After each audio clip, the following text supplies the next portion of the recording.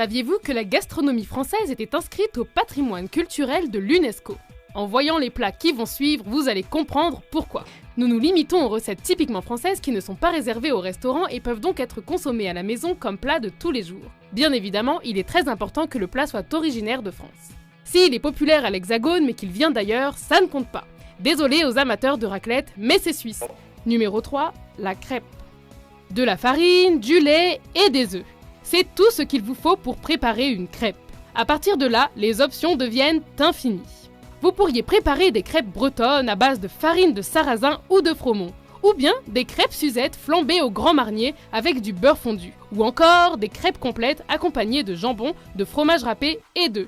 Comme vous le voyez, les crêpes peuvent être apprêtées à tous les goûts, ce qui explique leur place de choix dans la gastronomie française. Numéro 2, le bœuf bourguignon. Tout le monde sait que la Bourgogne est réputée pour ses vins. Alors devinez comment est préparé le bœuf bourguignon.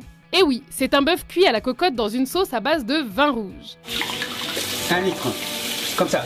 La cuisson doit être très lente pour que la viande puisse bien s'imprégner des saveurs du vin. À l'origine, c'était un plat populaire chez les paysans. Avec les années, le bœuf bourguignon a été élevé au rang de la haute cuisine et est devenu un standard de la cuisine française. Numéro 1, le coq au vin. Et on termine bien évidemment par mouiller avec notre vin rouge. Gilbert Cébron a dit « L'emblème de la France, c'était le coq, c'est aujourd'hui le coq au vin ». Comme plusieurs autres recettes, son origine se perd dans l'histoire. On raconte que le premier coq au vin remonterait à nul autre que Jules César qui aurait fait préparer ainsi un coq envoyé par un chef gaulois pour le narguer.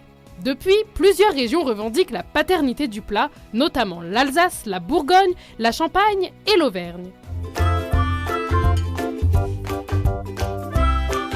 Et comme c'est le cas avec la plupart des plats traditionnels français, chacune de ces régions a sa propre recette, préparée à partir du vin local.